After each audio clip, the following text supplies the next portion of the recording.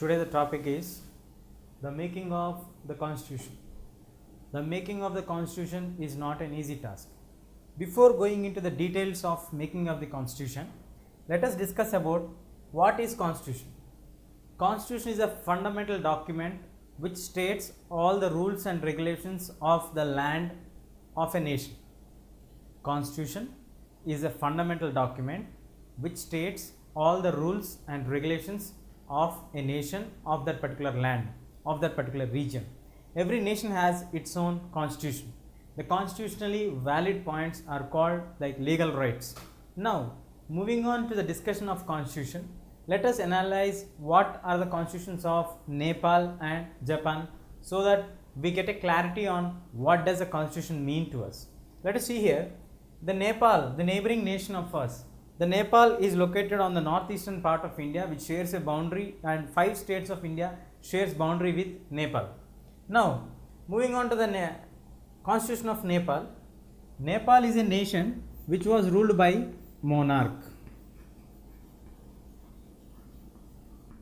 They are having hereditary monarchy where the people have resorted against it, revolted against it, have done many rallies against them and gathered at many places and showed their dissatisfaction. So finally from 1951, various times the people of Nepal have showed their dissatisfaction and moved on towards against the will of the king. So finally in 2007, the interim government or the king came down to accept the constitutional setup or to give complete democracy towards the Nepal, and king becomes a nominal representative whereas the parliament becomes the supreme. So in that process of its journey, in 2007 when the parliamentary setup was formed, they came up with establishment of constitution. In the constitution, whatever we say, constitution gives us idea of 2 points. One is what are the rules and regulations that are present in that particular nation, and the second one is what are the ideals and the goals of the nation that are to be reached. Coming to the first point, what are the rules and regulations? The rules and regulations are entrusted with the responsibilities. You can get an idea about the fundamental rights, the directive principles of state policy, the powers of the prime minister, the powers of the president, the powers of the legislative assembly, the powers of the parliament, the powers of the president, the powers of the supreme court, the powers of the entire members of parliament, the powers of individual members of parliament, the powers of the opposition leaders. All these together are entitled in the constitution. Not only these, the constitutional limits are also entitled here, which are considered as crimes are also considered in the constitution. This is the first point which is covered in our constitution of any nation.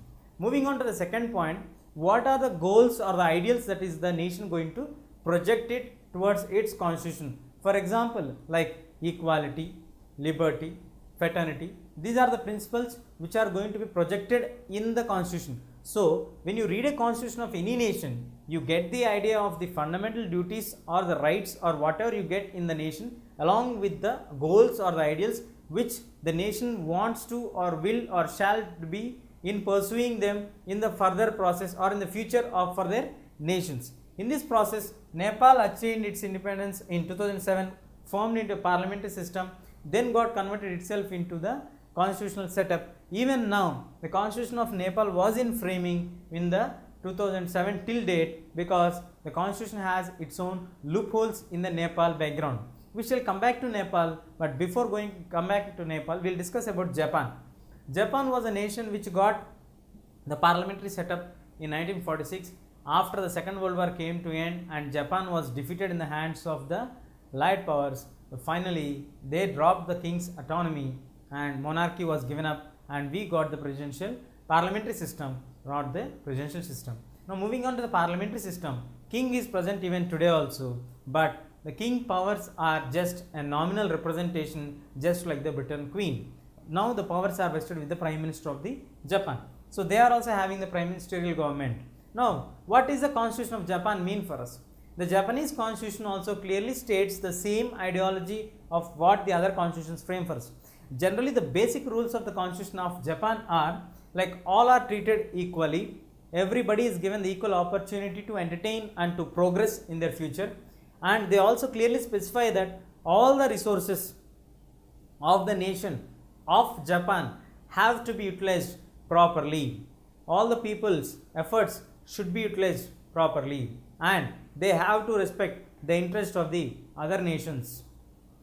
The Japanese also expressed the view in their constitution that the government is a sacred trust given or by the people towards its representatives.